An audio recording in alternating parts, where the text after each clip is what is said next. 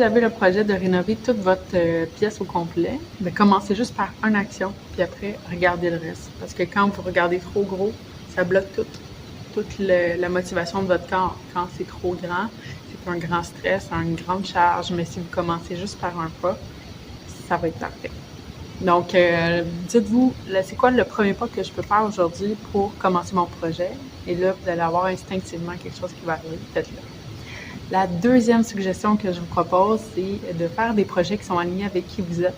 Donc, si vous avez une vibration de joie au niveau du cœur, quand vous faites, quand vous avez l'idée de faire le projet, c'est que c'est aligné avec vous.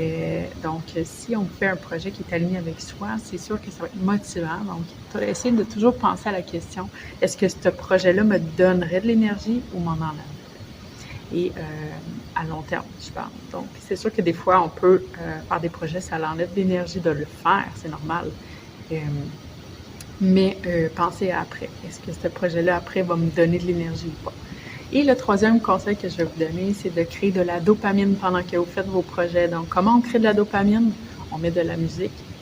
Particulièrement les chansons que vous adorez, là, créent énormément de dopamine dans votre corps. Et donc, c'est la dopamine, pour ceux qui ne savent pas, c'est l'hormone du bonheur. Donc, c'est sûr que si vous associez votre projet à l'hormone du bonheur, ça va être vraiment facile pour vous de faire votre projet.